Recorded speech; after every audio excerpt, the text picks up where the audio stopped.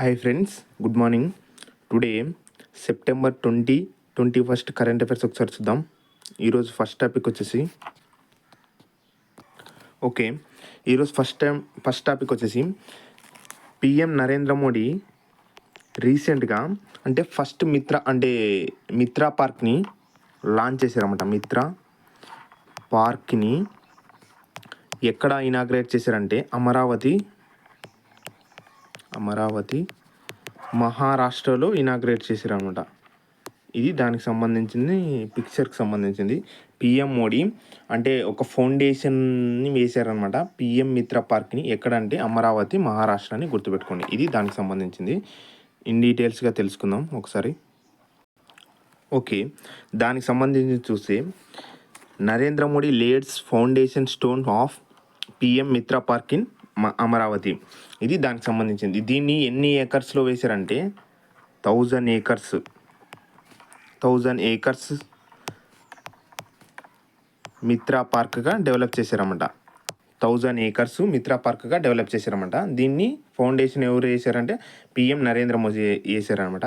దీన్ని ఎవరు డెవలప్ చేశారంటే ఎంఐడిసి అంటారు. ఎంఐడిసి అంటే మహారాష్ట్ర ఇండస్ట్రియల్ డెవలప్మెంట్ కార్పొరేషన్ వాళ్ళు దీన్ని డెవలప్ చేశారన్నమాట. దీని యొక్క మెయిన్ ఉద్దేశం వచ్చేసి మోడ్రన్ ఇన్ఫ్రాస్ట్రక్చర్ ఉంటుంది కదా, దాన్ని డెవలప్ చేయడము. తర్వాత ఇండస్ట్రియల్ ప్రోగ్రెస్ కనెక్టివిటీని ఇండస్ట్రియల్ ఏరియాలో ప్రోగ్రెస్ని కనెక్టివ్గా అనుసంధానంగా చేసే విధంగా ఈ పార్క్స్ అనేది డెవలప్ చేశారన్నమాట. ఇది దానికి సంబంధించింది.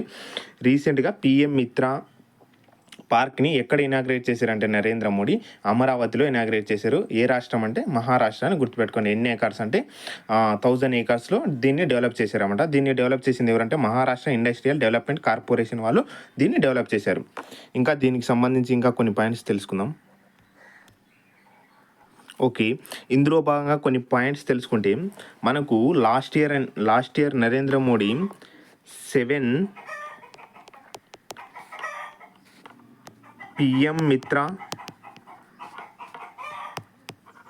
పార్క్స్ని ఇనాగ్రేట్ చేస్తారన్నమాట. ఏ స్టేట్స్లో అంటే ఇనాగ్రేషన్ కాదు, ఏ స్టేట్స్లో ఇనాగ్రేట్ చేయబోతున్నామని చెప్తారన్నమాట. దానికి గవర్నమెంట్ అనేది అప్రూవ్ తెలుపుతారన్నమాట. 7 మిత్రా పార్క్స్ అనేది.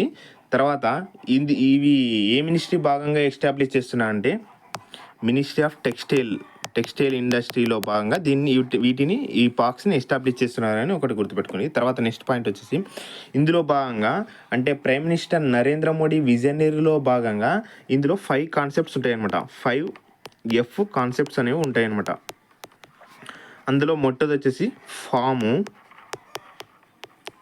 సెకండ్ వన్ వచ్చేసి ఫైబరు, థర్డ్ వన్ వచ్చేసి ఫ్యాక్టరీ, ఫోర్త్ వన్ వచ్చేసి ఫ్యాషను, ఫిఫ్త్ వన్ వచ్చేసి ఫారెన్.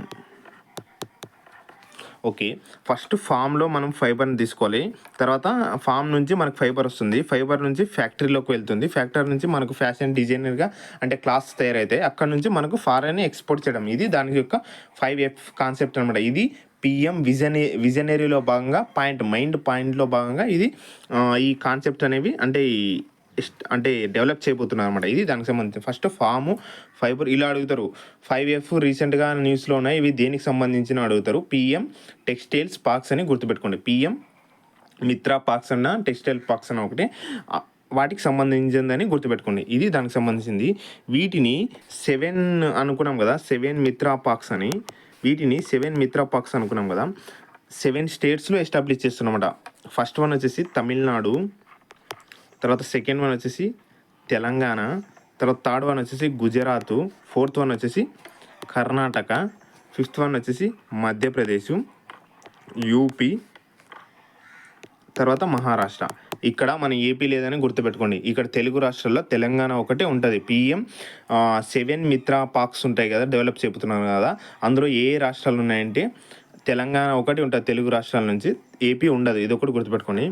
ఇప్పుడు మనకు ఇక్కడ ఇండియా మ్యాప్ అనుకుంటే ఇక్కడ యూపీ ఉంటుంది. తర్వాత మధ్యప్రదేశ్ ఉంటుంది. తర్వాత మహారాష్ట్ర ఇక్కడ ఉంటుంది. తర్వాత తమిళనాడు ఇక్కడ ఉంటుంది కింద. తర్వాత ఇక్కడ మనకు తెలంగాణ ఉంటుంది. ఇక్కడ మహారాష్ట్ర ఉంటుంది. ఇక్కడ దానిపైన గుజరాత్ ఉంటుంది. ఇవన్నీ గుర్తుపెట్టుకోండి 4. ఇంకొకటి వచ్చేసి మనకు కర్ణాటక ఇక్కడ ఉంటుంది, గుర్తుపెట్టుకోండి. ఇప్పుడు సౌతర్న్ స్టేట్స్లో ఏవి ఉన్నాయంటే కర్ణాటక ఉంటుంది. సౌతర్న్ స్టేట్స్ ఫస్ట్ నోట్ చూస్తాం. సౌతర్న్ స్టేట్స్లో ఏవి ఉన్నాయంటే సౌత్లో కర్ణాటక, తమిళనాడు, తర్వాత తెలంగాణ. దీంట్లో ఏవేవి లేవంటే నాట్ ఇవన్నీ ఉన్నాయి. నాట్ వచ్చేసి కేరళ లేదు, తర్వాత ఏపీ లేదు, గుర్తుపెట్టుకోండి. కేరళ లేదు, ఏపీ లేదు, ఇవి రెండు గుర్తుపెట్టుకోండి. నాటు తర్వాత ఇవి వచ్చేసి ఇవి ఉన్నాయని గుర్తుపెట్టుకోండి. సౌతర్న్లో ఏవి ఉన్నాయంటే కర్ణాటక, తెలంగాణ, తర్వాత తమిళనాడు ఉన్నాయని గుర్తుపెట్టుకోండి. తర్వాత నెక్స్ట్ వచ్చేసి నార్త్ ఇండియాలో వచ్చేసి 4 అంటే యూపీ, ఎంపీ గుర్తుపెట్టుకోండి. ఇవి ప్రొనౌన్సియేషన్ బాగుంది, యూపీ, ఎంపీ. తర్వాత గుజరాత్, మహారాష్ట్ర, ఇవి రెండు పైన ఉంటాయి అనమాట. ఇక్కడ ఇది మ్యాప్ అనుకుంటే ఇక్కడ గుజరాత్ ఉంటుంది, తర్వాత ఇక్కడ మహారాష్ట్ర ఉంటుంది, తర్వాత ఇక్కడ ఎంపీ ఉంటుంది, ఇక్కడ యూపీ ఉంటుంది. ఇది గుర్తుపెట్టుకుని కోడ్ వచ్చేసి ప్రొనౌన్సియేషన్ యూపీ, ఎంపీ. తర్వాత గుజరాత్ పైన కింద గుజరాత్, మహారాష్ట్ర, తర్వాత సౌతర్న్లో కర్ణాటక, తెలంగాణ, ఇది మనకు తమిళనాడు గుర్తుపెట్టుకోండి. అంతే చాలు, ఇంకేం వద్దు. తర్వాత నెక్స్ట్ వచ్చేసి 5 విజర్ అనేది గుర్తుపెట్టుకోండి. 5 concepts: form, fibre, factory, fashion, foreign. తర్వాత ఇండియాస్ ఫస్ట్ పిఎం మిత్ర పార్క్ని ఎక్కడ ఎస్టాబ్లిష్ చేశారంటే ఇది వెరీ ఇంపార్టెంట్. ఇందులో భాగంగా ఫస్ట్ పార్క్ని ఎక్కడ ఎస్టాబ్లిష్ చేశారంటే విరుదునగర్, తమిళనాడు గుర్తుపెట్టుకోండి. వెరీ ఇంపార్టెంట్ ఇది. విరుదునగర్, తమిళనాడు. ఇప్పుడు రీసెంట్గా ఎక్కడంటే అమరావతి, మహారాష్ట్ర అని గుర్తుపెట్టుకోండి. నెక్స్ట్ ఇందులో భాగంగా ఒకటి ఉంటుంది, చూద్దాం అది కూడా. ఇందులో భాగంగా ఇంకొకటి వచ్చేసి మనకు ఇప్పుడు మనం పిఎం మిత్ర పార్క్స్ తెలుసుకున్నాం కదా, ఇంకో మోడల్ కూడా ఉంటుంది. ఇందులో India's first international multi modal logistic పార్క్ని ఎక్కడ డెవలప్ చేయబోతున్నారంటే ఇది last year very important. Last year current affair కూడా ఇందులో యాడ్ చేస్తున్నాను నేను. ఎక్కడ ఎస్టాబ్లిష్ చేశారంటే జోగిఘోపా, అస్సాం అని గుర్తుపెట్టుకోండి. International multi modal logistic park అయితే జోగిఘోపా, అస్సాం. అదే పిఎం మిత్ర పార్క్స్ వచ్చేసి తమిళనాడులోన ఫస్ట్ది, తర్వాత ఇది మనకు రీసెంట్గా వచ్చేసి అమరావతి, మహారాష్ట్ర. ఇది దానికి ఫస్ట్ టాపిక్ సంబంధించింది. నెక్స్ట్ టాపిక్ చూద్దాం. రీసెంట్గా అంటే ఇండియా ఒక నోటీస్ అనేది పాకిస్తాన్కి పంపుతుంది అనమాట. ఎందుకంటే సింధు నది ట్రీటీ ఉంటుంది కదా, ఎప్పుడు జరుగుతుందండి ఈ ట్రీటీ? 1960 సెప్టెంబర్ 19th జరుగుతుంది. దీనికి మీడియేటర్గా ఎవరు ఉంటారంటే వరల్డ్ బ్యాంక్ మీడియేటర్గా ఉంటుంది. Second point. తర్వాత అప్పుడు మన ఇండియా ప్రైమ్ మినిస్టర్గా ఎవరు ఉన్నారంటే నెహ్రూ ఉంటారు. ఫ్లోలో వచ్చింది. నెహ్రూ ఉంటారు, జవహర్లాల్ నెహ్రూ. తర్వాత పాకిస్తాన్ ప్రెసిడెంట్గా ఎవరు ఉంటారంటే మనకు పాకిస్తాన్ ప్రెసిడెంట్గా మహమ్మద్ ఆయూబ్ ఖాన్ అనే వ్యక్తి ఉంటారన్నమాట పాకిస్తాన్. ఇవి దానికి సంబంధించింది. సింధు జలాల ఒప్పందం అనేది ఎప్పుడు జరుగుతుంది అంటే 1960 సెప్టెంబర్ 19th జరుగుతుంది. దీని యొక్క మీడియేటర్ వచ్చేసి వరల్డ్ బ్యాంక్ ఉంటుంది. తర్వాత ఇది ప్రెసిడెంట్ వచ్చేసి మనకు పాకిస్తాన్ ప్రెసిడెంట్ అప్పుడు వచ్చేసి మహమ్మద్ ఆయూబ్ ఖాన్ ఉంటారు. తర్వాత ఇండియాకి పిఎంగా ఎవరు ఉంటారంటే నెహ్రూ ఉంటారు. ఇది దానికి సంబంధించింది. ఇప్పుడు మనకు అంటే దానికి సంబంధించిన మీటింగ్స్ జరగట్లే అనమాట. దానికి ఒక నోటీస్ పంపుతుంది. రివ్యూ జరుపుకోవడానికి మనం మీటింగ్ జరుపుకోవాలని ఇండియా ఒక నోటీస్ అనేది పాకిస్తాన్కి పంపుతుంది అనమాట. ఇది ఫస్ట్ టైం కాదు, లాస్ట్ టైం కూడా 2023లో కూడా పంపుతుంది. ఇప్పుడు సెకండ్ టైం కూడా పంపుతుంది అనమాట. ఇది దానికి సంబంధించింది.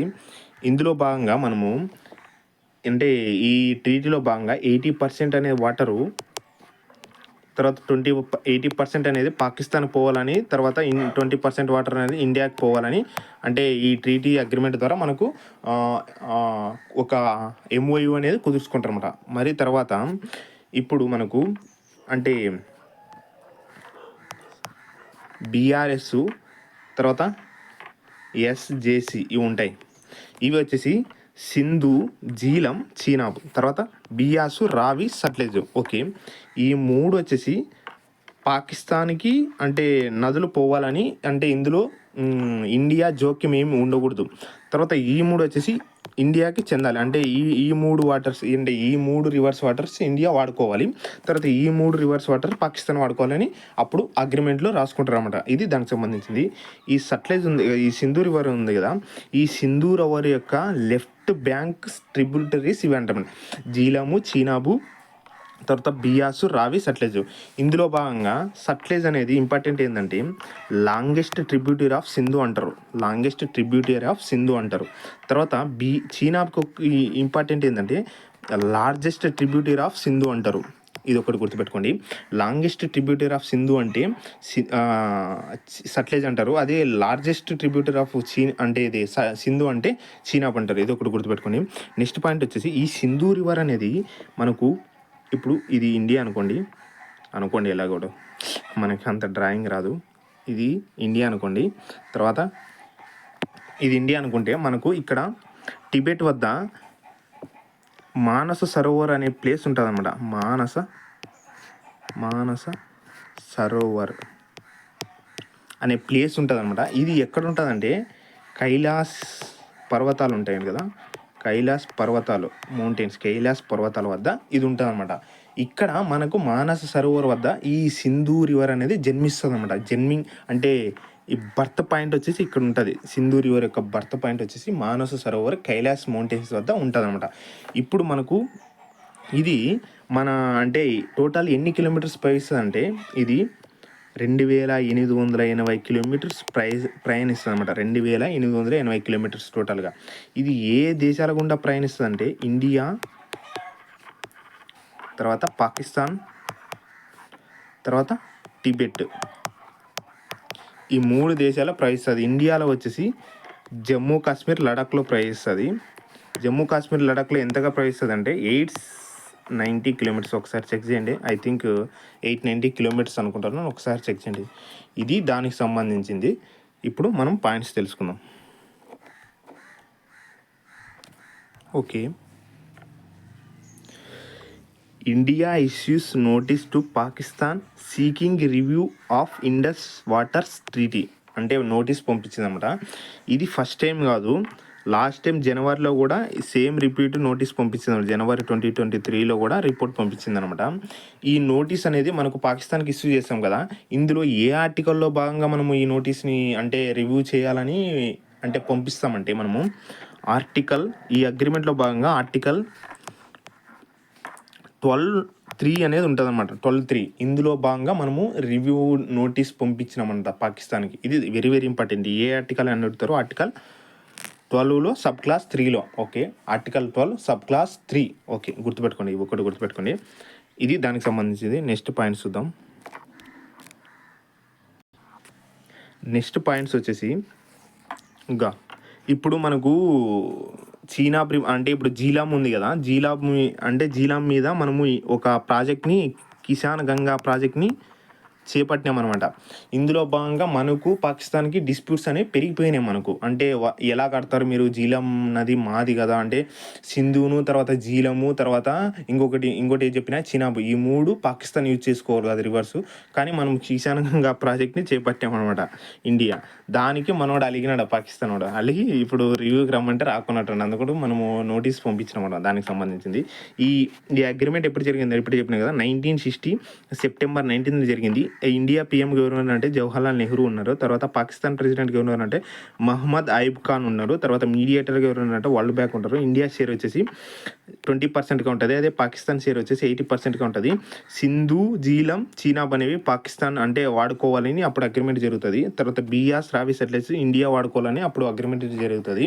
తర్వాత లాంగెస్ట్ వచ్చేసి సట్లెజ్ అని చెప్పినాం. అదే లార్జెస్ట్ ట్రిబ్యూటరీ వచ్చేసి చీనాబ్ అని చెప్పినాం. తర్వాత ఇందులో భాగంగా లెఫ్ట్ సైడ్ గుర్తుపెట్టుకోండి. లెఫ్ట్ సైడ్ నేను కోడ్ చెప్తాను, అదొకటి గుర్తుపెట్టుకోండి. జేసీ బ్రదర్స్ అంటారు.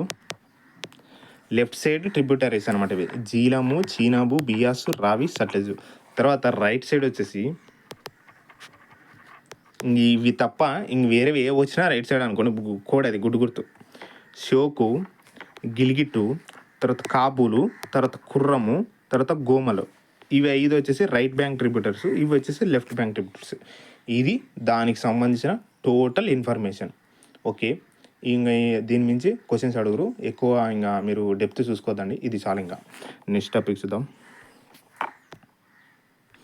నెక్స్ట్ టాపిక్ వచ్చేసి రీసెంట్గా 14th hockey India junior men's national championship 2024 ఎక్కడ జరుగుతుంది అంటే పంజాబ్లో జరుగుతుంది. ఎవరు గెలుస్తారంటే పంజాబ్నే గెలుస్తుంది. పంజాబ్లో ఆడి పంజాబ్లోనే గెలుస్తారు. తర్వాత ఇక్కడ ఎవరు ఓడిపోతారంటే యూపీ అనేది ఓడిపోతుంది. Runner UP, Punjab winner. ఇది దానికి సంబంధించింది. ఫుల్గా చూద్దాం కొద్దిగా. Okay, Punjab wins the 14th hockey India junior men's national championship 2024. Punjab own అయింది. ఎవరి మీద గెలిచిందంటే బై డిఫీటింగ్ ఉత్తరప్రదేశ్ అనమాట. By defeating Uttar Pradesh.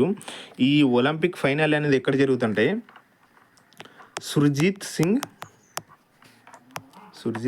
హాకీ స్టేడియంలో జరుగుతుంది అనమాట. సుర్జీత్ సింగ్ హాకీ స్టేడియంలో జరుగుతుంది. తర్వాత ఇది ఉంటుంది కదా, ఇది సుర్జీత్ సింగ్ హాకీ స్టేడియం అనేది ఎక్కడ ఉంటుంది అంటే జలంధర్, పంజాబ్లో ఉంటుంది. ఇలా అడుగుతారు మళ్ళీ, అంటే బయటికి పోయి భారతదేశం బయటికి పోయి ఇండియాలోన అంటే సుర్జీత్ సింగ్ స్టేడియము ఏ రాష్ట్రంలో ఉందని అడుగుతారు. ఇలా కూడా అడుగుతారు క్వశ్చన్స్, గుర్తుపెట్టుకోండి. సుర్జీత్ సింగ్ స్టేడియం వచ్చేసి పంజాబ్లో ఉందని గుర్తుపెట్టుకోండి.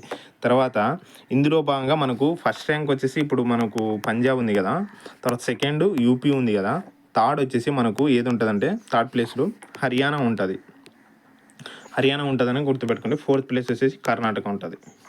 ఇవి దానికి సంబంధించింది. తర్వాత మనము ఇప్పుడు రీసెంట్గా ప్యారిస్ ఒలింపిక్స్ జరిగినాయి 2024. ఎన్నో ఎడిషన్ అంటే 17th ఎడిషన్ జరిగినాయి కదా. అందులో భాగంగా మన హాకీ టీం ఏది గెలుస్తుంది? బ్రాంజ్ గెలుస్తుంది. మన Indian hockey team bronze medal సాధిస్తుంది. తర్వాత ఇప్పుడు మనం బ్రాంజ్ గెలిచినాం కదా, గోల్డ్ ఎవరు గెలిచినారు అక్కడ? గోల్డ్ వచ్చేసి మనకు నెదర్లాండ్ కంట్రీ గెలుస్తుందని గుర్తుపెట్టుకోండి. తర్వాత సిల్వర్ ఎవరు గెలుస్తారంటే జర్మనీ గెలుస్తుంది.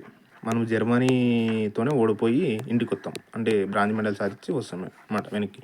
ఇది గోల్డ్, సిల్వర్ ఒకటి గుర్తుపెట్టుకోండి. రీసెంట్గా మళ్ళీ ఇంకోటి వచ్చేసి మనకు ఇది హాకీ ఛాంపియన్షిప్ అనేది ఎక్కడ జరుగుతుంది అంటే చైనాలో జరుగుతుంది. మన ఇండియా వచ్చేసి ఇందులో విన్నర్గా ఉంటుంది అనమాట. 5th టైం విన్నర్ అవుతుంది. 5th టైం విన్నర్ అయితే అందులో రెండోసారి వరుసగా గెలుస్తామట. 2023 తర్వాత 2024 అంటే 2 సార్లు వరుసగా గెలుస్తుంది. మళ్ళీ అయిన తర్వాత ఓవరాల్గా వచ్చి 5th టైంగా ఛాంపియన్షిప్ అవుతుంది. ఇందులో లూజర్ ఎవరు వచ్చేసి చైనా వాడే లూజర్గా ఉంటారనమాట ఇందులో దానికి సంబంధించింది. తర్వాత రీసెంట్గా డ్యూరాండ్ కప్ అనేది జరుగుతుంది. 133rd ఎడిషన్ డ్యూరాండ్ కప్ జరుగుతుంది. దీనికి విన్నర్గా నార్త్ ఈస్ట్ యునైటెడ్ అనేది గెలుస్తుంది అనమాట. ఇది ఫస్ట్ టైం గెలుస్తుంది. తర్వాత ఇందులో రన్నర్అప్గా ఎవరు ఉంటారంటే మోహన్ బగన్ రన్నర్అప్గా ఉంటుంది అనమాట. ఇది ఎన్నో టైం అంటే 17 టైటిల్స్ కొడుతుంది అనమాట. హైయెస్ట్ టైమ్స్ ఇదే, రికార్డ్ బ్రేకింగ్ ఇది. ఇప్పుడు మనకు రన్నర్గా మిగిలిపోతుంది అనమాట. తర్వాత రీసెంట్గా ఇంటర్ కాంటినెంటల్ కప్ అనేది 4th ఎడిషన్ అనేది రీసెంట్గా న్యూస్లో ఉంటుంది అనమాట. ఇంటర్ కాంటినెంటల్ కప్ అనేది రీసెంట్గా న్యూస్లో ఉంటుంది. దీనిలో ఎవరు గెలుస్తారంటే ఫస్ట్ ప్లేస్ వచ్చేసి సిరియా గెలుస్తుంది. ఎవరి మీద గెలుస్తుంది అంటే మనకు ఇండియా మీద గెలుస్తుంది. సెకండ్ రన్నర్ అప్ ఎవరుగా ఉంటారంటే ఇండియా ఉంటుంది. ఇది ఎక్కడ జరిగిందంటే తమిళనాడు, ఇండియాలోనే జరుగుతుంది. ఇది ఒకటి గుర్తుపెట్టుకోండి. ఇది 4th edition inter continental cup. ఇవి దానికి సంబంధించి. మళ్ళీ అయిన తర్వాత యుఎస్ ఓపెన్ జరుగుతుంది కదా. యుఎస్ ఓపెన్ రీసెంట్గా దాన్ని ఎవరు గెలుస్తారంటే జెన్నిక్ సిన్నర్ అనే వ్యక్తి గెలుస్తారు. ఇటలీకి చెందిన వ్యక్తి. మెన్స్ సింగిల్స్లోన. తర్వాత ఫీమేల్స్ సింగిల్స్లోన ఎవరు గెలుస్తారంటే అరియానా సెబలంకా గెలుస్తుంది. ఈమె బెలారస్ దేశానికి చెందిన వ్యక్తి. ఓకే, ఇవి అంటే ఈ పాయింట్స్ అంటే కొత్తగా రీసెంట్గా విన్నర్స్ అనమాట. నెక్స్ట్ టాపిక్ చూద్దాం. ఓకే, దీన్ని అంటే ఇప్పుడు మనము హాకీ ఛాంపియన్షిప్ గురించి తెలుసుకున్నాం కదా. పంజాబ్ విన్నరు. ఇది ఎవరు ఆర్గనైజ్ చేశారంటే హాకీ ఇండియా వాళ్ళు ఆర్గనైజ్ చేశారు. ఈ హాకీ ఇండియాని ఎప్పుడు ఎస్టాబ్లిష్ చేశారంటే 2009లో ఎస్టాబ్లిష్ చేశారు. ఎవరు ఎస్టాబ్లిష్ చేశారంటే ఇండియన్ హాకీ ఫెడరేషన్ వాళ్ళు ఎస్టాబ్లిష్ చేశారంటే దీని హెడ్ క్వార్టర్స్ వచ్చేసి న్యూఢిల్లీ అనమాట. ఇప్పుడు దీనికి ప్రెసిడెంట్ ఎవరు అంటే దిలీప్ టర్కీ అనే వ్యక్తి ఉన్నారన్నమాట. ఇది దానికి సంబంధించింది. నెక్స్ట్ టాపిక్ చూద్దాం. నెక్స్ట్ టాపిక్ వచ్చేసి రీసెంట్గా ఒక కంట్రీ అనేది లెప్రసీ ఫ్రీగా తయారవుతుంది అనమాట. ఎవరు అంటే జోర్డాన్ అనే జోర్డాన్ అనే కంట్రీ అంటే లెప్రసీ ఫ్రీగా అనౌన్స్ చేస్తుందంట. ఎవరు అనౌన్స్ చేస్తారంటే WHO అనౌన్స్ చేస్తుంది. ఈ WHOని ఎప్పుడు ఎస్టాబ్లిష్ చేస్తారంటే 1948 April 7th ఎస్టాబ్లిష్ చేస్తారు. ఆ April 7th మనము హెల్త్ డే సెలబ్రేట్ చేసుకుంటాం. దీని యొక్క హెడ్ క్వార్టర్స్ వచ్చేసి జెనీవా స్విట్జర్లాండ్లో ఉంటుంది. ఇది దానికి సంబంధించింది. రీసెంట్గా లెప్రసీ ఫ్రీగా అయ్యిందని WHO ఏ కంట్రీని అనౌన్స్ చేసిందంటే జోర్డాన్ అని ఒకటి గుర్తుపెట్టుకోండి చాలా. ఇంకా నెక్స్ట్ టాపిక్ చూద్దాం. మనము కొన్ని టార్గెట్స్ గుర్తుపెట్టుకుంటే ఇక్కడ మనము 2023కి కాలాహజార్ని ఎండ్ చేయాలని టార్గెట్ పెట్టుకుంటాం. తర్వాత 2025కి టీబీని ఎండ్ చేయాలని టార్గెట్ పెట్టుకుంటాం. తర్వాత 2027కి లెప్రసీని ప్లస్ ఫైలేరియాని ఎండ్ చేయాలని పెట్టుకుంటాం. తర్వాత 2030కి వచ్చేసి మలేరియాని ఎండ్ చేయాలని టార్గెట్ పెట్టుకుంటాం. 2047కి వచ్చేసి మనకు ఇది సీకిల్ సెల్ అనేమియా అనేది ఉంటుంది కదా, సీకిల్ సెల్ అనేమియాని ఎండ్ చేయాలని టార్గెట్ పెట్టుకుంటాం. తర్వాత ఇక్కడ కాలాహజారు, ఇక్కడ 2025లో టీబీని. తర్వాత పోలియో ఫ్రీగా ఎప్పుడు మనము అంటే అవతరించినామంటే ఇండియా 2014లో పోలియో ఫ్రీగా మనము అవతరించినామండి. ఇది దానికి సంబంధించింది. నెక్స్ట్ టాపిక్ చూద్దాం. అదో ఇక్కడ అంటే ఇచ్చిన చూడండి 2023 కాలాహజారు. ఇవన్నీ ఇంకా మీరు మళ్ళీ ల్యాగ్ అవుతుంది వీడియో, ఒకసారి చూసుకోండి. ఓకే, రీసెంట్గా ఒక బడ్జెట్ అనేది అంటే అలొకేట్ చేశారన్నమాట. దేనికి అలొకేట్ చేశారంటే మనము అంటే ఇప్పుడు మనకు ఇది ఇండియా అనుకోండి. ఇప్పుడు నార్త్ ఈస్ట్ పార్ట్ అనేది ఇక్కడ ఉంటుంది. ఇది నార్త్ ఈస్ట్ పార్ట్ అనుకోండి. ఇది నార్త్ ఈస్ట్ పార్ట్, ఇక్కడ ఇదంతా ఇండియా ఉంటుంది అనుకోండి. ఓకే, ఇక్కడ నార్త్ ఈస్ట్ పార్ట్ ఉంటుంది కదా, ఇక్కడ మనము ఇది ఇండియా అనుకోండి. ఇక్కడ మయన్మార్ దేశం అనేది ఉంటుంది అనమాట. మయన్మార్ దేశం అనేది ఉంటుంది.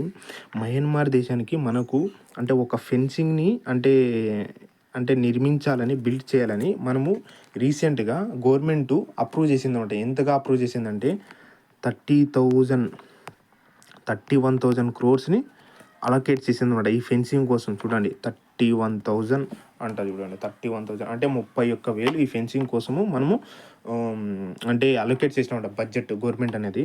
ఇక్కడ నుంచి ఇక్కడ ఫెన్సింగ్ అనేది ఎన్ని కిలోమీటర్ వరకు ఉంటుంది అంటే మనకు ఇండియాకి మయన్మార్కి బార్డరు 1643 కిలోమీటర్లు ఉంటుందంట. చూడండి 1643 కిలోమీటర్లు ఉంటుంది మన ఇండియాకి బార్డర్కి.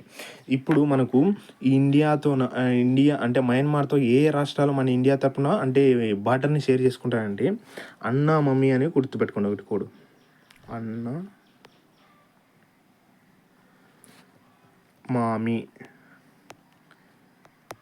మామి. ఇక్కడ ఆ అనేది ఉంటుంది, ఇక్కడ ఆ అనేది ఉంటుంది, ఇక్కడ నా అనేది ఉంటుంది, ఇక్కడ మా అనేది ఉంటుంది, ఇక్కడ మీ అనేది ఉంటుంది. ఇక్కడ ఈ ఆ అంటే అరుణాచల్ ప్రదేశ్, ఇక్కడ నా అంటే నాగాల్యాండ్, తర్వాత మా అంటే మణిపూరు, తర్వాత ఇక్కడ మీ అంటే మిజోరాం. ఇవి కోడ్లు అంటే ఇప్పుడు కోడ్లు గుర్తుపెట్టుకోవడం వల్ల మనకు బ్రెయిన్ అనేది బాగా గుర్తుంటుంది. నాకైతే కోడ్లు పెట్టుకుంటేనే గుర్తుంటుంది. అంటే ఆన్ ద స్పాట్గా గుర్తు రావాలంటే, ఎలిమినేట్ చేసే విధంగా గుర్తు రావాలంటే కోడ్స్ పెట్టుకుంటేనే గుర్తుకొస్తుంది. అన్నా మమ్మీ అంటారు. అరుణాచల్ ప్రదేశ్, నాగాల్యాండ్, మణిపూరు, తర్వాత మిజోరాం. ఇక్కడ మేఘాలయ అనేది ఇన్వాల్వే కాదు అసలు. మేఘాలయ అనేది ఇక్కడ ఉంటుంది. ఇక్కడ మేఘాలయ అనేది ఓన్లీ అస్సాంతో ఒకటి బార్డర్ షేర్ చేసుకుంటుంది. ఇక్కడ మేఘాలయ ఉంటే దీని చుట్టూ ఏది ఉంటుంది అంటే మనకు అస్సాం ఒకటే బార్డర్ని చుట్టూ అంటే షేర్ చేసుకుంటుంది మేఘాలయ. ఇది దానికి సంబంధించింది. ఇప్పుడు మనము బార్డర్ని షేర్ చేసుకునే స్టేట్స్ని తెలుసుకున్నాం. ఇప్పుడు మనకు మయన్మార్తో లాంగెస్ట్ బార్డర్ని షేర్ చేసుకునే స్టేట్ వచ్చేసి అరుణాచల్ ప్రదేశ్ ఉంటుంది. అరుణాచల్ ప్రదేశ్ అనేది ఉంటుంది అనమాట. తర్వాత షార్టెస్ట్ బార్డర్ని షేర్ చేసుకునే స్టేట్ వచ్చేసి మనకు నాగాల్యాండ్ ఉంటుంది. ఇది దానికి సంబంధించింది.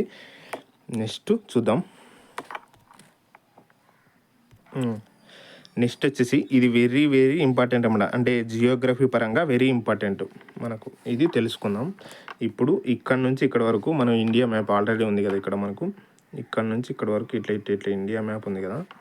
ఇక్కడ ఇది అంటే ఇక్కడ పైన అంతా మనము ల్యాండ్ బౌండరీని షేర్ చేసుకుంటున్నాం. ఇక్కడ వీటితో నుంచి పైన ఇక్కడ వరకు పైన అంతా ల్యాండ్ బౌండరీని టోటల్గా మన ఇండియా తరపున ల్యాండ్ బార్డర్ ఎంత షేర్ చేసుకుంటున్నామంటే 15,106.7 కిలోమీటర్ని ల్యాండ్ బార్డర్ని షేర్ చేసుకుంటున్నామన్నమాట. ఇది దానికి వెరీ ఇంపార్టెంట్ ల్యాండ్ బార్డరు.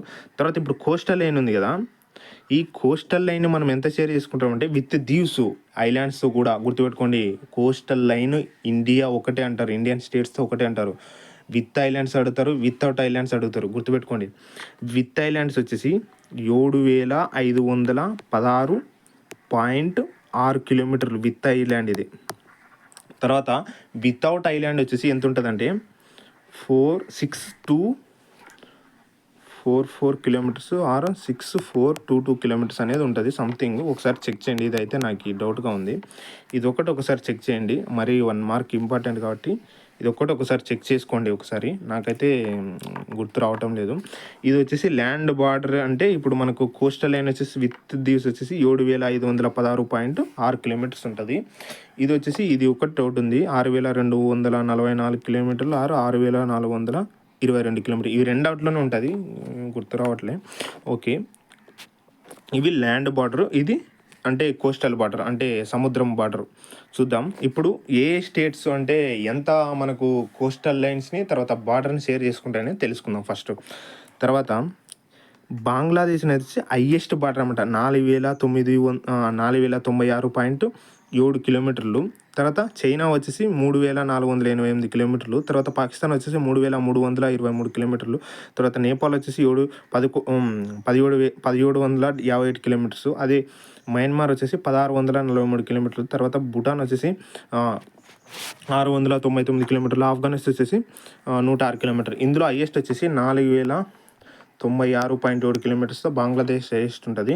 తర్వాత 106 కిలోమీటర్స్తో మనకు ఆఫ్ఘనిస్తాన్ అనేది షార్ట్ బార్డర్ని అంటే షార్ట్ బార్డర్ని షేర్ చేసుకుంటాం అన్నమాట. తర్వాత లాంగెస్ట్ కోస్టల్ లైన్ వచ్చేసి 1214 పాయింట్ సంథింగ్ ఉంటుంది. ఇది గుజరాత్ హైయెస్ట్ అనమాట, గుజరాత్ హైయెస్ట్ అని గుర్తుపెట్టుకోండి. లాంగ్ బార్డర్ స్టేట్స్లో చెప్తున్నా, అదే ఇది మనకు యూటీస్తో కలుపుకొని వస్తే అండమాన్ ఫస్ట్ వస్తుంది, 1262 కిలోమీటర్స్ వస్తుంది. అది 1262 కిలోమీటర్స్ టోటల్గా హైయెస్ట్ అది వస్తుంది. ఇది వచ్చేసి మనకు గుజరాత్ అనేది హైయెస్ట్ ఉంటుంది. సెకండ్ ప్లేస్ వచ్చేసి మనం 972 కిలోమీటర్స్తో మన ఏపీ సెకండ్ ప్లేస్ ఉంటుంది. ఇది దానికి సంబంధించి. ఇప్పుడు మన తెలుగు రాష్ట్రాల్లో టీజీ అనేది కోస్టల్ లైన్ బార్డర్ షేరింగ్లో ఉండదు, ఎందుకంటే మధ్యలో ఉంటుంది కాబట్టి. ఇది దానికి సంబంధించి ఒకటి గుర్తుపెట్టుకొని చాలు. నెక్స్ట్ టాపిక్ చూద్దాం.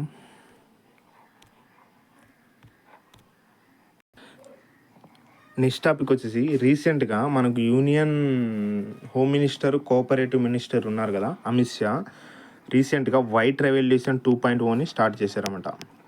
ఈ వైట్ రెవల్యూషన్ గురించి తెలుసుకుంటే మనము, వైట్ రెవల్యూషన్ మొట్టమొదటిసారిగా ఎప్పుడు లాంచ్ చేశారంటే 1970లో లాంచ్ చేస్తారు. దీనికి ఫాదర్గా ఎవరు ఉంటారంటే white revolution father of white revolution Verghese Kurien అనే వ్యక్తి ఉంటారన్నమాట. వర్గీస్ కురియన్ అనే వ్యక్తి ఉంటారు. తర్వాత ఈ వైట్ రేస్ అంటే మిల్క్ ప్రొడక్షన్స్ పెంచడానికి మనము ఒక ఆపరేషన్ కూడా చేపడతాం, దాని పేరు వచ్చేసి ఆపరేషన్ ఫ్లడ్ అంటారు. ఆపరేషన్ ఫ్లడ్ దేనికి సంబంధించి అని అడుగుతారు, మిల్క్కి సంబంధించింది. తర్వాత ఇంకొకటి వచ్చేసి నేషనల్ డైరీ డెవలప్మెంట్ బోర్డు ఎక్కడ ఉంటుందంటే మనకు ఆనంద్, గుజరాత్లో ఉంటుంది.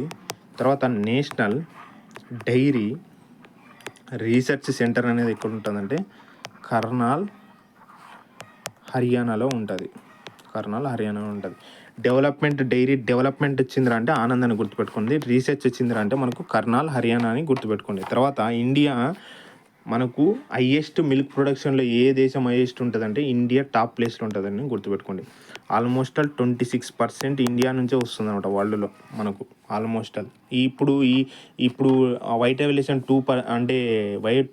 2.0 సందర్భంగా మనము నెక్స్ట్ వచ్చే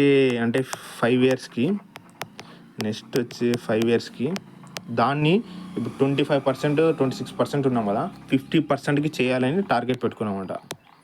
50% చేయాలని టార్గెట్ పెట్టుకున్నాం. ఇది దానికి సంబంధించింది. చూద్దాం news. Okay, Amit Shah launches white revolution 2.0 to boost dairy sector. మళ్ళీ అయిన తర్వాత 50% అంటే నెక్స్ట్ వచ్చే 5 ఇయర్స్కి అంటే dairy cooperative societies increase milk productions increase చేయాలని తెలుపుతుంది అనమాట. ఇది దానికి సంబంధించింది. తర్వాత ఇందులో భాగంగానే మనకు అంటే డైరీ సెక్టర్స్ ఉంటాయి కదా, ఉమెన్స్ కూడా ఎక్కువ అంటే జెండర్ భేదం ఉండకూడదని ఉమెన్స్ కూడా ఎక్కువ పార్టిసిపేట్ చేయాలని ఈయన మనకు చెప్తారన్నమాట. ఇందులో భాగంగా చెప్తారు అంటే జెండర్ విభేదం ఉండకూడదు, ఉమెన్స్ కూడా డైరీ సెక్టర్లో పాల్గొనాలని చెప్తారన్నమాట. నెక్స్ట్ టాపిక్ చూద్దాం.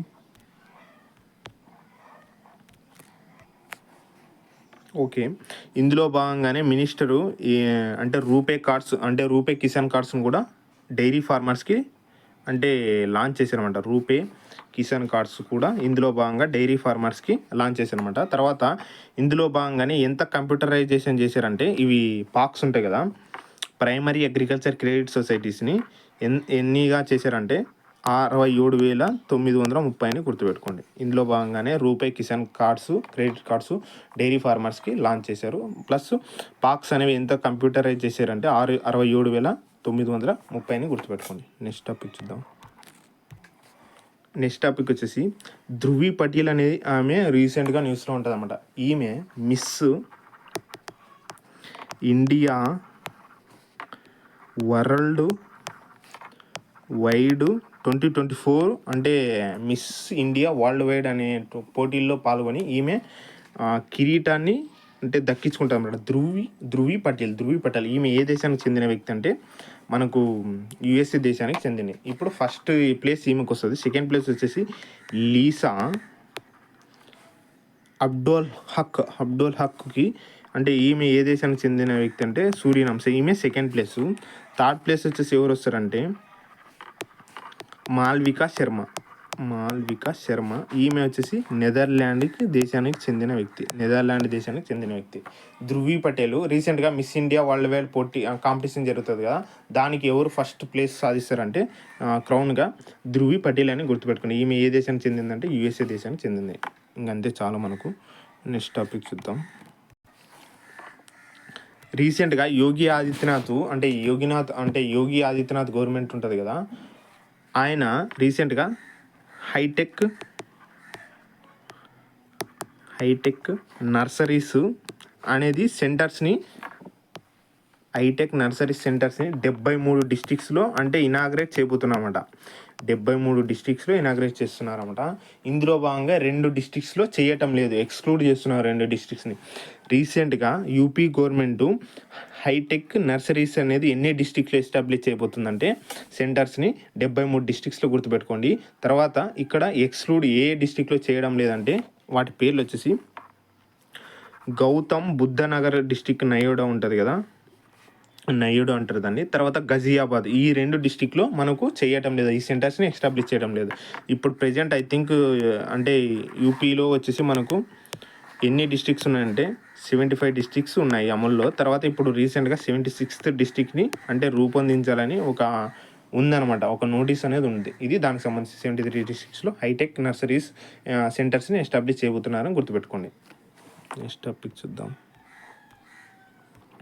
నెక్స్ట్ టాపిక్ వచ్చేసి స్క్వాడ్రన్ లీడరు మోహనా సింగ్ ఒక హిస్టరీని క్రియేట్ చేస్తుంది అనమాట. ఈమె పేరు వచ్చేసి మోహనా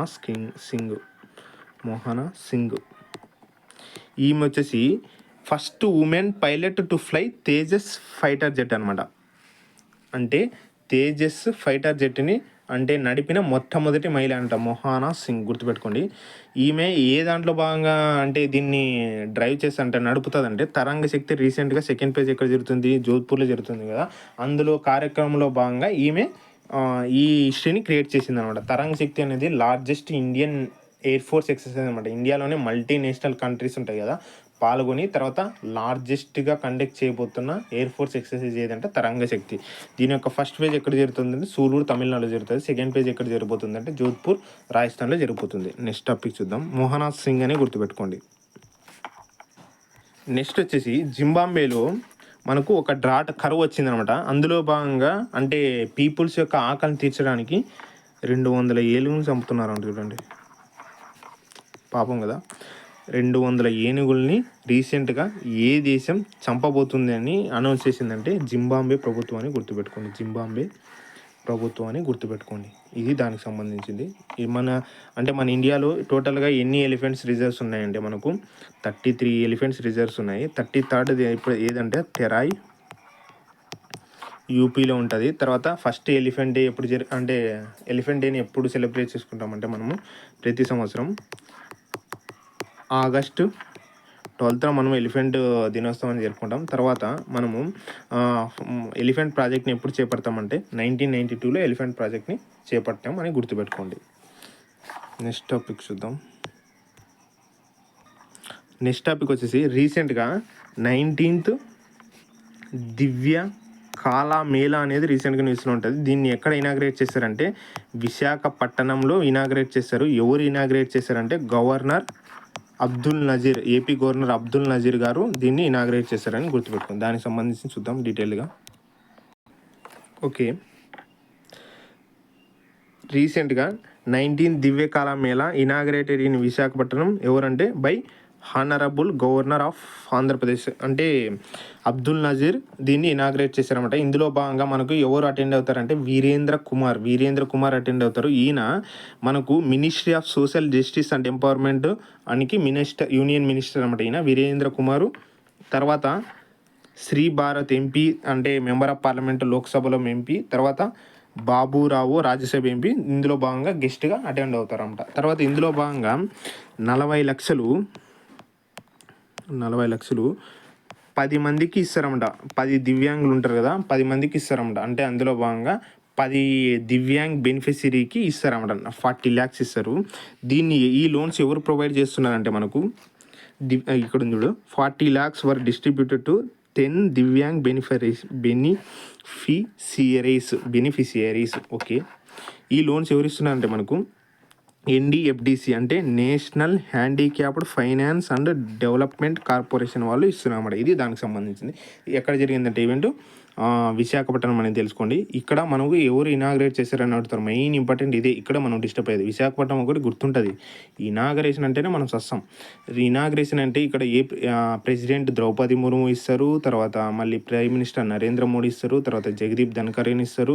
చాలా వరకు చాలా రకాలుగా ఇస్తారు. కాబట్టి మనము ఎవరు ఇనాగ్రేట్ చేశారంటే గవర్నర్ అబ్దుల్ నజీర్ అంటే governor of Andhra Pradesh Abdul Nazeer inaugurate చేశారని గుర్తుపెట్టుకోండి.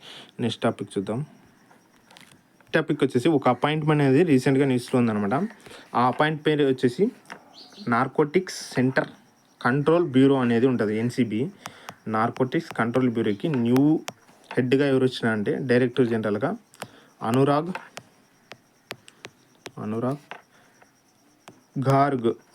ఖార్గ్ అనే వ్యక్తి రీసెంట్గా న్యూ డీజీగా వచ్చినారన్నమాట. దీన్ని ఎప్పుడు ఎస్టాబ్లిష్ చేస్తారంటే 17th March 1986 ఎస్టాబ్లిష్ చేస్తారు. దీని యొక్క హెడ్ క్వార్టర్స్ ఎక్కడ ఉంటుందంటే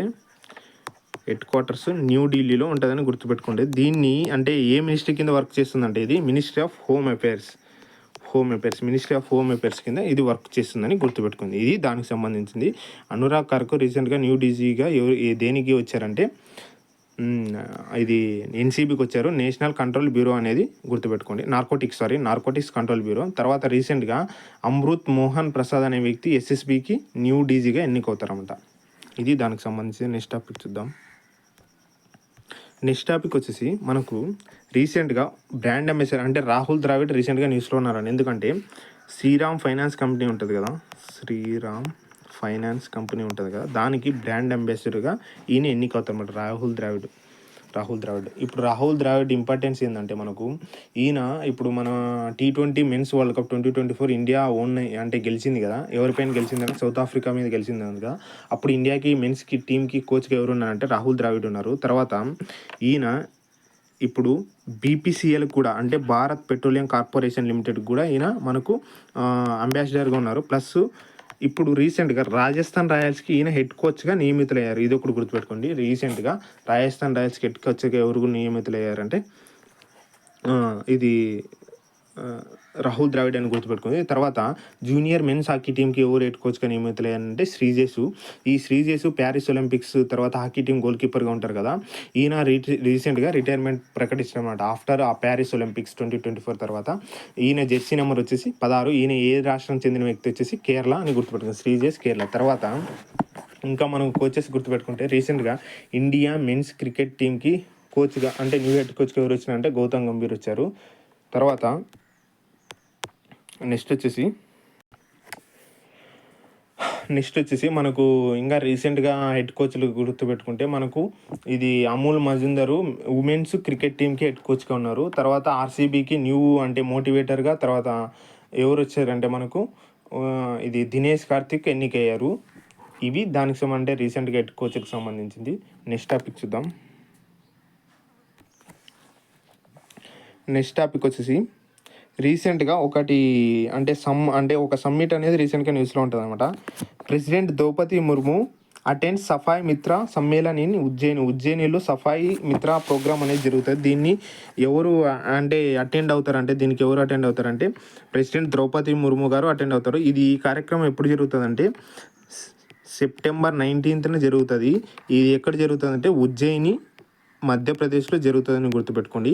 దీన్ని ఎవరు ఆర్గనైజ్ చేసి అంటే ఇప్పుడు రీసెంట్గా ఒక క్యాంపెయిన్ అనేది లాంచ్ చేసినామట, స్వచ్ఛతా హై సేవ. గుర్తుపెట్టుకోండి, స్వచ్ఛతా హై సేవ 2024 అనే క్యాంపెయిన్ని మనము రీసెంట్గా ఇనాగ్రేట్ చేస్తున్నామట. ఇది దేనికి సంబంధించిందంటే మనము స్వచ్ఛ భారత్ అభియాన్ ఉంటుంది కదా, స్వచ్ఛ భారత్ మిషన్, దాన్ని 2014 అక్టోబర్ 2న లాంచ్ చేసాము. ఇప్పుడు నెక్స్ట్ వచ్చి ఇప్పుడు 2024 అక్టోబర్ 2 వస్తే మనకు 10 years కంప్లీట్ అవుతుంది.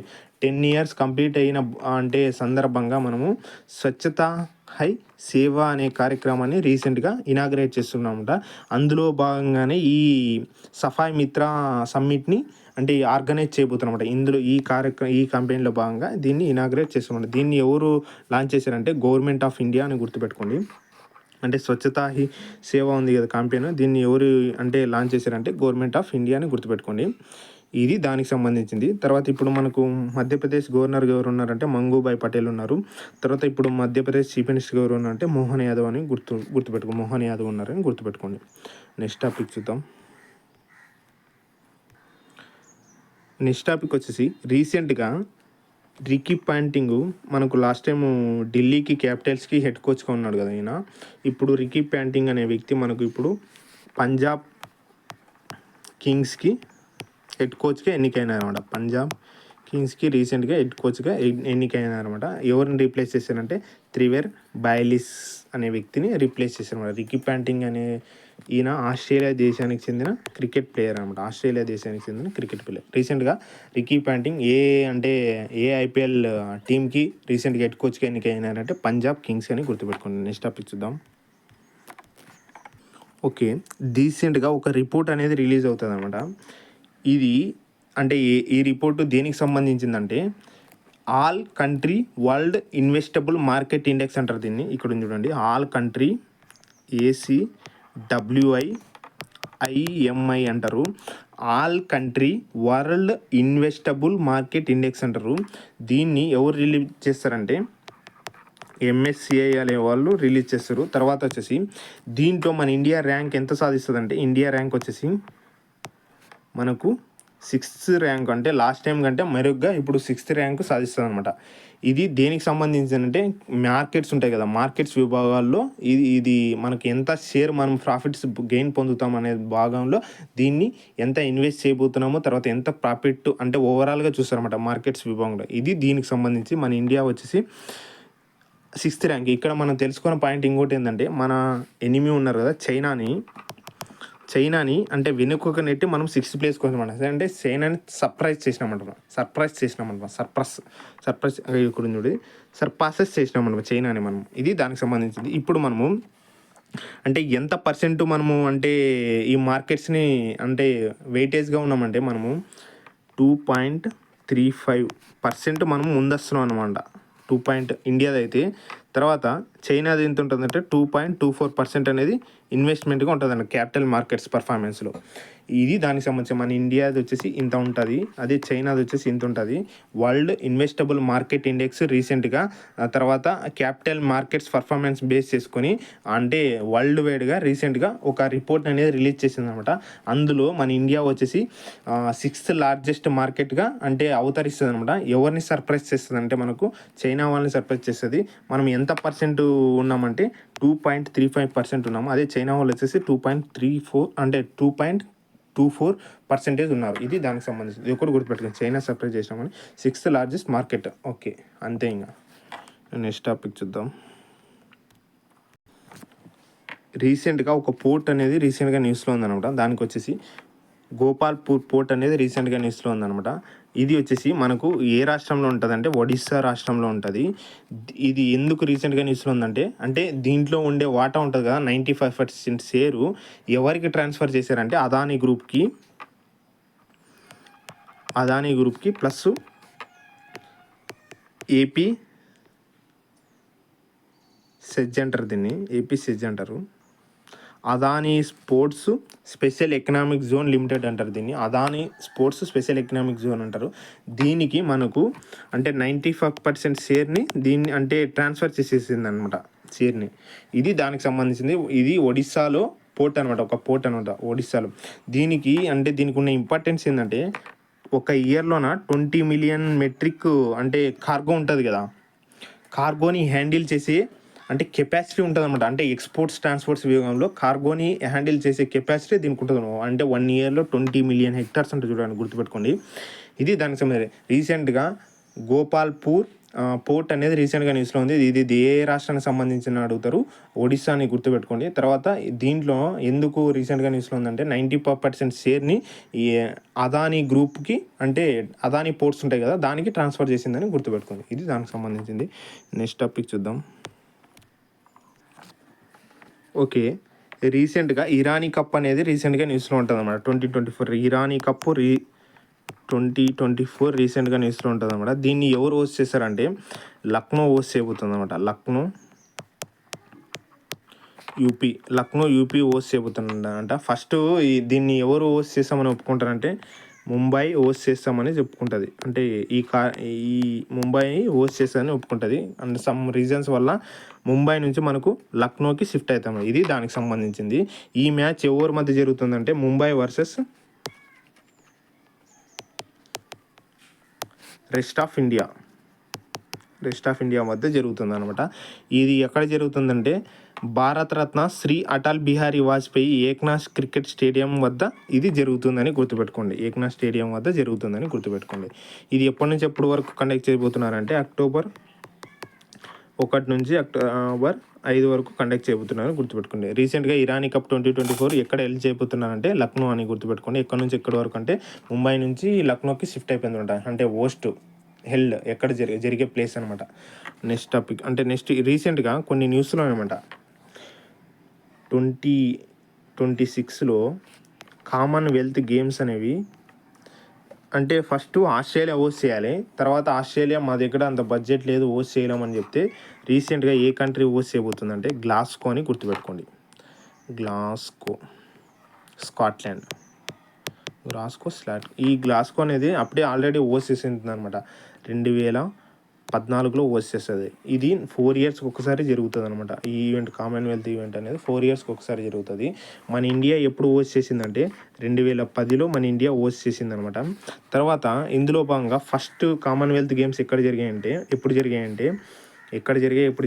ఫస్ట్ కామన్వెల్త్ గేమ్స్ ఎప్పుడు జరిగాయి అంటే 1930 హమ్మిల్టన్లో జరిగాయి. కెనడా హమ్మిల్టన్ ఎక్కడ ఉందంటే కెనడాలో జరుగుతుంది. ఇది దానికి సంబంధించింది. తర్వాత రీసెంట్గా T20 ఉమెన్స్ వరల్డ్ కప్ అనేది కూడా రీసెంట్గా న్యూస్లో ఉంటాయి. T20 ఉమెన్ వరల్డ్ కప్ 2024 ఎక్కడ జరగబోతుందంటే బంగ్లాదేశ్లో జరగాల్సింది. అంటే అక్కడ హల్లార్ల వల్ల షేక్ హసీనా రిజైన్ చేయడం వల్ల బంగ్లాదేశ్ నుంచి ఎక్కడికి ఇప్పుడు మనము అంటే హోస్ట్ కంట్రీగా మారిందంటే యూఏలో జరగబోతుందని గుర్తుపెట్టుకోండి. ఇవి దానికి సంబంధించిన పాయింట్. రీసెంట్గా ఇరానీ కప్పు ఎక్కడ జరగబోతుందంటే లక్నో అని గుర్తుపెట్టుకోండి. నెక్స్ట్ టాపిక్ చూద్దాం. నెక్స్ట్ టాపిక్ వచ్చేసి రీసెంట్గా విజయవాడ రైల్వే స్టేషన్ అనేది న్యూస్లో వస్తుంది అనమాట. విజయవాడ రైల్వే స్టేషన్ రీసెంట్గా న్యూస్లోకి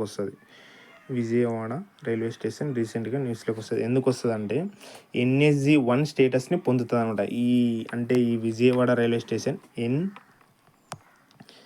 NSG 1 స్టేటస్ని పొందుతుంది అనమాట. దానికి సంబంధించి కొన్ని పాయింట్స్ చూద్దాం. తెలుసుకుంటే Vijayawada railway station achieves NSG 1 status as annual revenue crosses the 500 crores mark. అంటే 500 crores మార్క్స్ దాటితే మనకు NSG 1 అంటే దీంట్లో 3 గ్రూపులు అన్నమాట. దాని పేర్లు వచ్చేసి non suburban, group 1, group 2, group 3 అని కేటగిరీస్ ఉంటాయి. 500 కోట్లు దాటితే మనకు NSG 1 అంటే గ్రూప్ 1కి స్టేటస్ అనేది పొందుతామన్నమాట. ఇప్పుడు రీసెంట్గా ఏది పొందిందంటే మనకు విజయవాడ రైల్వే స్టేషన్ అనేది పొందింది. ఇది దానికి సంబంధించింది.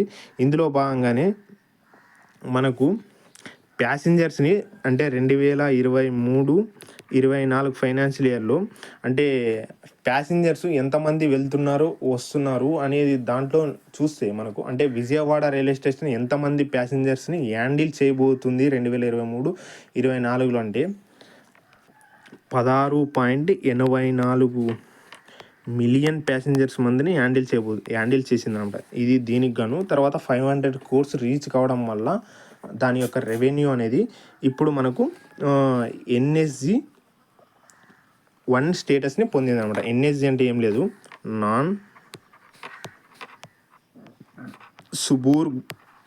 సుబుర్బన్ గ్రూప్ అంటారు, గుర్తుపెట్టుకోండి. నాన్ సుబుర్బన్ గ్రూప్ అనేది అని గుర్తుపెట్టుకోండి. ఇది దానికి సంబంధించింది.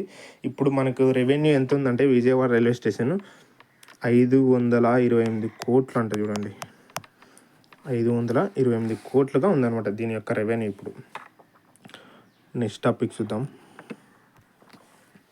ఓకే, రీసెంట్గా మన ఇండియా అనేది ఒక ఘనత సాధించిందనమాట.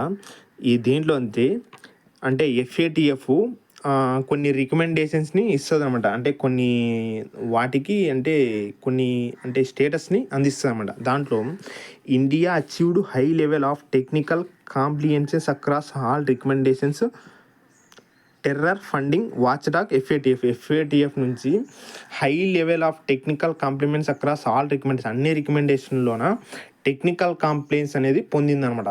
ఇది దానికి సంబంధించింది, అంటే అచీవ్ చేసిందనమాట. ఇందులో భాగంగా మనకు department of revenue additional secretary మాట్లాడుతూ ఏమన్నారంటే, India was the only major economy with a federal structure to have been placed in a regular fellowship category of, అంటే ఇప్పుడు FATFలో కొన్ని కేటగిరీస్ ఉంటాయన్నమాట. దాంట్లో వచ్చేసి రెగ్యులర్ ఫెలోషిప్ కేటగిరీ అనేది ఒకటి ఉంటుంది. ఇందులో మనకు ఇండియా కూడా మనకు ఈ కేటగిరీలోనే ఉందని చెప్తున్నారు అనమాట. ఇది వివేక్ అగర్వాల్ రీసెంట్గా చెప్పినారనమాట. ఇది దానికి సంబంధించింది. ఇప్పుడు మనకు ఈ కేటగిరీ ఉంటుంది కదా, అంటే ఇందులోన ఇప్పుడు మనకు ఇవి ఉంటాయి కదా ఫెడరల్ స్ట్రక్చర్స్ కొన్ని ఉంటాయి, అంటే countries USA, just like USA India federal స్ట్రక్చర్స్ని పొందుతాయి. ఇందులోన మంది మేజర్ ఎకనామీ కావడం ఇది ఒకటి విశేషం. అంటే మన ఇండియా యొక్క అంత పెద్ద ఆర్థిక వ్యవస్థని ఉంది, అంటే భారత అతిపెద్ద ఆర్థిక వ్యవస్థ కదా ఉండి ఈ స్టేటస్ని పొందడం ఇది ఒక ఘనత అనమాట. మనకు రెగ్యులర్ ఫాలోస్ అప్ కేటగిరీ స్టేటస్ని పొందడం ఇది ఒక ఘనత మనకు. తర్వాత ఈ FATFని ఎప్పుడు ఎస్టాబ్లిష్ చేస్తారంటే 1989లో ఎస్టాబ్లిష్ చేస్తారు. దీని యొక్క హెడ్ క్వార్టర్స్ ఎక్కడ ఉంటుంది అంటే ప్యారిస్, ఫ్రాన్స్లో ఉంటుంది. తర్వాత దీనికి ప్రెసిడెంట్గా ఎవరున్నారంటే ఎలీసా డి ఆండా మ్యాండ్రజో ఈమె ఉన్నారన్నమాట. ఎలీసా డి అండ్ మ్యాట్రజో అనే వ్యక్తి ప్రెసిడెంట్గా ఉన్నారనమాట. తర్వాత అంతకుముందు ఎవరు ఉన్నారంటే రాజా కుమార్ ఉన్నారు, రాజా కుమారు. ఈయన వచ్చేసి మనకు రాజా కుమారు, ఈయన సింగపూరు దేశానికి చెందిన వ్యక్తి.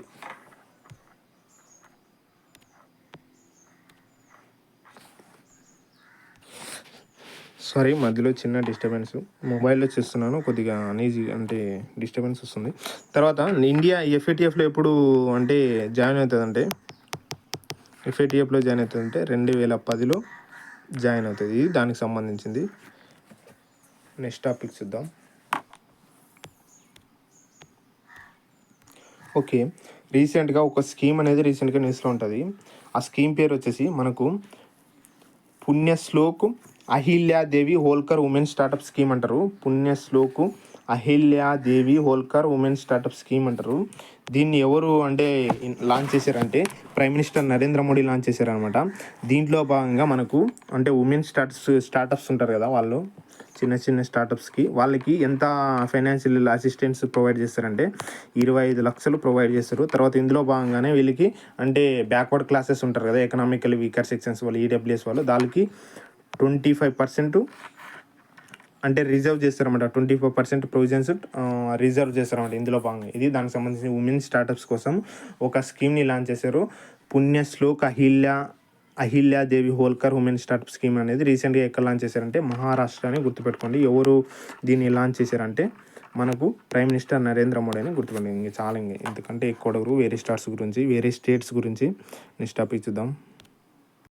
ఓకే, రీసెంట్గా ఇంకొకటి ప్రధానమంత్రి నరేంద్ర మోడీ ఆచార్య చాణక్య స్కిల్ డెవలప్మెంట్ స్కీమ్ను కూడా లాంచ్ చేశారన్నమాట. ఆచార్య చాణక్య స్కిల్ డెవలప్మెంట్ స్కీమ్ను కూడా రీసెంట్గా లాంచ్ చేస్తారు. ఎక్కడ లాంచ్ చేస్తారంటే దీన్ని మహారాష్ట్రలో లాంచ్ చేస్తారు. దీన్ని ఎవరు ఇనాగ్రేట్ చేస్తారంటే గవర్నమెంట్ ఆఫ్ మహారాష్ట్ర వాళ్ళు ఇనాగ్రేట్ చేస్తారు. ఇందులో భాగంగా ఏ వాళ్ళకి వీళ్ళు ట్రైనింగ్ ఇస్తారంటే స్కిల్ డెవలప్మెంట్ కోసము 15 నుంచి 45 అంటే ఏజ్ లోపల ఉన్న వారికి స్కిల్ డెవలప్మెంట్ కోసం వీళ్ళు అంటే ట్రైనింగ్ ఇస్తారన్నమాట. పర్ ఇయర్ ఎంతమందికి ఇస్తారంటే ఫ్రీగా ట్రైనింగ్ 1,50,000 మందికి పర్ ఇయర్ ట్రైనింగ్ ఇస్తారన్నమాట ఫ్రీగా. ఇది దానికి సంబంధించింది. ఇక్కడ ఉంది చూడండి. 1,50,000 youths across the state will receive free skill development training each year అనమాట. తర్వాత ఎంతమంది ఏజ్లో వచ్చేసి యూత్ 15 నుంచి 45 ఏళ్ళు ఉన్న వాళ్ళ లోపల ఈ స్కిల్ ట్రైనింగ్ని ఇస్తారన్నమాట. ఆచార్య చాణక్య స్కిల్ డెవలప్మెంట్ స్కీమ్ రీసెంట్గా ప్రధానమంత్రి నరేంద్ర మోడీ ఎక్కడ లాంచ్ చేశారంటే మహారాష్ట్రాని గుర్తుపెట్టుకోండి. నెక్స్ట్ టాపిక్ చూద్దాం. రీసెంట్గా ఒక అబ్యూటరీస్ రీసెంట్గా న్యూస్లో ఉందన్నమాట. బల్జీత్ సింగ్ సేతి అనే వ్యక్తి రీసెంట్గా చనిపోతారన్నమాట. ఈయన former secretary general of NRA అంటే National Rifle Association of India అంటారు. ఎన్ఆర్ఏ అంటే National Rifle Association of India అంటారు. దీనికి ఫార్మర్ సెక్రటరీగా ఉన్న వ్యక్తి బల్జీత్ సింగ్ సేతి అనే వ్యక్తి చనిపోతారన్నమాట రీసెంట్గా. ఆయన తర్వాత ఈయన ఎప్పటి నుంచి ఎప్పటి వరకు దీని సెక్రటరీ జనరల్గా ఉన్నారంటే 1985 నుంచి 2009 వరకు ఈయన సెక్రటరీ జనరల్గా ఉన్నారు. దీన్ని ఎప్పుడు ఎస్టాబ్లిష్ చేశారంటే ఎన్ఆర్ఏని ఎప్పుడు ఎస్టాబ్లిష్ చేశారంటే 1951లో ఎస్టాబ్లిష్ చేశారు. దీన్ని అంటే ఇప్పుడు మన ఫస్ట్ స్పీకర్ ఉన్నారు కదా, ఎల్ఎస్ స్పీకరు, దీనికి ఫస్ట్ ప్రెసిడెంట్గా తర్వాత ఫౌండర్గా కూడా ఈయనే ఉంటారు. జీవి మౌలంకర్ దీన్ని ఫౌండర్గా ఉంటారు. తర్వాత ఫస్ట్ ప్రెసిడెంట్గా కూడా ఈయనే వర్క్ చేస్తారనమాట. ఎన్ఆర్ఏఐకి National Rifle Association of India. ఇది దానికి సంబంధించి నెక్స్ట్ టాపిక్ చూద్దాం. రీసెంట్గా ఇంకొకరు కూడా చనిపోతారన్నమాట. మహమ్మద్ షఫీ పండిత్ అనే వ్యక్తి కూడా చనిపోతారు. ఈయన first Muslim IAS officer from Jammu Kashmir నుంచి ఫస్ట్ ముస్లిం ఐఏఎస్ ఆఫీసర్ అన్నమాట. ఆయన పేరు వచ్చేసి మహమ్మద్ షఫీ పండిత్ అంటారు. ఈయన ఏ బ్యాచ్కి సంబంధించిందంటే 1969లో ఈయన సివిల్ సర్వీస్ ఎగ్జామ్ రాసి క్వాలిఫై అవుతారన్నమాట, ఫస్ట్ ముస్లిం. తర్వాత నెక్స్ట్ టాపిక్ చూద్దాం. రీసెంట్గా గౌతమ్ కోల్ అనే వ్యక్తి కూడా రీసెంట్గా చనిపోతారనమాట. ఈయన ఎవరు అంటే ఐటీబీటీ ఉంటుంది కదా, ఐటీబీపీ ఉంటుంది కదా, దీన్ని ఎప్పుడు ఎస్టాబ్లిష్ చేశారంటే ఆఫ్టర్ ఇండియాకి చైనాకి వారు జరుగుతుంది కదా, 1962లో ఎస్టాబ్లిష్ చేస్తారు. దీనికి ఇప్పుడు అడిషనల్ జనరల్గా ఎవరు వస్తారంటే రాహుల్ రస్కోత్రో ఉండేవాళ్ళు. తర్వాత ఈయనకి ఇప్పుడు అడిషనల్ డైరెక్టర్ జనరల్గా ఎవరు వస్తారంటే సంజీవ్ రైనా అనే వ్యక్తి వస్తారు. ఇప్పుడు ఆయన అంటే డీజీ ఉంటాడు కదా, ఆయన గౌతమ్ కోల్ అనే వ్యక్తి చనిపోతారన్నమాట. తర్వాత జయంత్ అనే వ్యక్తి కూడా రీసెంట్గా చనిపోతారన్నమాట. ఈయన టేబుల్ టెన్నిస్ కోచ్. ఇందులో భాగంగా 2023లో ఈయనకు ద్రోణాచార్య అవార్డు కూడా వస్తుంది కోచ్ విభాగంలో. ఇది జయంత్ అనే వ్యక్తి. ఇది దానికి సంబంధించిన కరెంట్ అఫైర్. Next topic. ఇవి ఫ్రెండ్స్ ఇవాళ కరెంట్ అఫైర్స్. ఒకసారి క్విక్గా రివిజన్ చేద్దాం. రీసెంట్గా ప్రధానమంత్రి నరేంద్ర మోడీ గారు పిఎం మిత్ర పార్క్ని అమరావతి మహారాష్ట్రలో ఫౌండేషన్ వేసారన్నమాట. నెక్స్ట్ వచ్చేసి అంటే ఇండస్ వాటర్ ట్రీటీ అగ్రిమెంట్ల సందర్భంగా అంటే ఇండియా ఒక నోటీస్ని పాకిస్తాన్కి పంపించింది అనమాట. అందులో భాగంగా తర్వాత రీసెంట్గా 14th hockey India junior men's national championship ఎవరు గెలిచినారంటే పంజాబ్. ఎక్కడ జరిగిందంటే పంజాబ్లో జరిగింది. ఎవరిను ఓడించినారంటే వీళ్ళు ఉత్తరప్రదేశ్ వాళ్ళని ఓడించారన్నమాట. నెక్స్ట్ వచ్చేసి తర్వాత జోర్డాన్ అనేది ఫస్ట్ కంట్రీ అంటే లెప్రసీని ఫ్రీ చేసిన ఫస్ట్ కంట్రీ అనమాట. జోర్డాన్ అనేది రీసెంట్గా న్యూస్లో ఉంది, WHO అనౌన్స్ చేసింది అనమాట. నెక్స్ట్ వచ్చేసి అంటే ఇప్పుడు ఇండియాకి ఫ్రాన్స్కి ఫెన్సింగ్ జరుగుతుంది కదా, అక్కడ మనం ఫెన్సింగ్ నిర్మించడానికి మన ఇండియా గవర్నమెంట్ ఎంత అప్రూవ్ చేసిందంటే ఫండ్స్ 31,000 కోట్లని గుర్తుపెట్టుకోండి. నెక్స్ట్ వచ్చేసి అమిత్ షా రీసెంట్గా వైట్ రెవల్యూషన్ 2.0 అంటే లాంచ్ చేశారన్నమాట. నెక్స్ట్ వచ్చేసి ధృవి పటేల్ అనే ఆమె మిస్ ఇండియా వరల్డ్ వైడ్ 2024 విభాగంలో ఈమె అంటే క్రౌన్ మెడల్ సాధిస్తుంది అనమాట, ఫస్ట్ ర్యాంకు. ఈమె ఏ దేశానికి చెందిందంటే USA.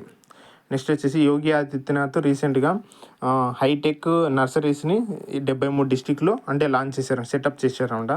తర్వాత రీసెంట్గా పుణ్యశ్లోక్ అహిల్యాదేవి హోల్కర్ ఉమెన్ స్టార్టప్ అనేది రీసెంట్గా న్యూస్లో ఉంటుంది. దీన్ని ఎక్కడ ఎస్టాబ్లిష్ చేశారంటే మహారాష్ట్రలో ఎస్టాబ్లిష్ చేశారు. ఎవరంటే ప్రైమ్ మినిస్టర్ నరేంద్ర మోడీ, అంటే లాంచ్ చేశారు, సారీ ఎస్టాబ్లిష్ కాదు. తర్వాత ఆచార్య చాణక్య స్కిల్ డెవలప్మెంట్ స్కీమ్ని రీసెంట్గా ఎవరు లాంచ్ చేశారంటే ప్రైమ్ మినిస్టర్ నరేంద్ర మోడీ. ఎక్కడ లాంచ్ చేశారంటే మహారాష్ట్రని గుర్తుపెట్టుకోండి. తర్వాత రీసెంట్గా మోహనా సింగ్ అనే ఆమె రీసెంట్గా న్యూస్లో ఉందన్నమాట. ఈమె అంటే తేజస్ ఫైటర్ జెట్ని అంటే నడిపిన మొట్టమొదటి మహిళ అనమాట. తర్వాత జింబాబ్వే రీసెంట్గా 200 అనిమల్స్ని చంపాలని అనుకుందనమాట.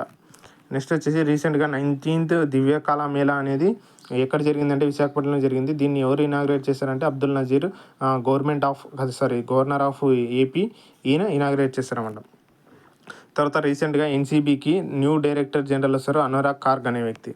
తర్వాత రీసెంట్గా శ్రీరామ్ ఫైనాన్స్ దానికి బ్రాండ్ అంబాసిడర్గా ఎవరు ఉంటారంటే రాహుల్ ద్రావిడ్ అనే వ్యక్తి ఉంటారన్నమాట. తర్వాత నెక్స్ట్ వచ్చేసి రీసెంట్గా FATF రెగ్యులర్ ఫాలో అప్ కేటగిరీలో మన ఇండియాని చేర్చిందనమాట.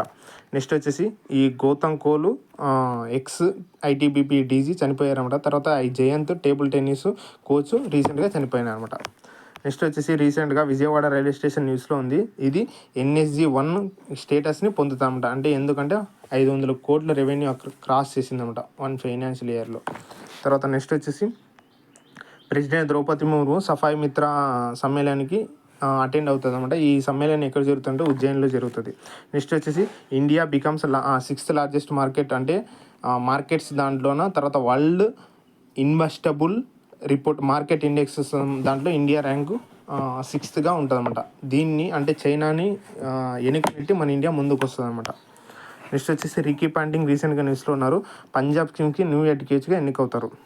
తర్వాత మహమ్మద్ షఫీ పండిత్ రీసెంట్గా న్యూస్లో ఉన్నారు. ఈయన ఫస్ట్ IAS ఫ్రమ్ కాశ్మీరు, ఈయన first Muslim IAS from Kashmir, ఈయన రీసెంట్గా చనిపోతారన్నమాట. తర్వాత రీసెంట్గా ఒడిశా గవర్నమెంటు గోపాల్పూర్ పోర్ట్ ఉంటుంది కదా, దాని యొక్క షేర్ 95% షేరు అదానీ గ్రూప్ పోర్ట్స్కి అంటే ట్రాన్స్ఫర్ చేసిందనమాట. నెక్స్ట్ వచ్చేసి ఇరానీ కప్ 2024 ఎక్కడ జరుగుతుంది? లక్నోలో జరిగిపోతుంది, అక్టోబర్ 1 నుంచి 5 వరకు. నెక్స్ట్ వచ్చేసి రీసెంట్గా ఫార్మర్ NRAI, ఆయన పేరు వచ్చేసి బల్జిత్ సింగ్ సేతు, సెక్రటరీ జనరల్గా ఉన్నారు NRAIకి. ఆయన రీసెంట్గా చనిపోయినారన్నమాట. ఇవి ఫ్రెండ్స్ ఈరోజు కరెంట్ అఫైర్స్. ఈ వీడియోని ఎండ్ వరకు చూడండి, అలానే లైక్ చేసుకోండి, సబ్స్క్రైబ్ చేసుకోండి.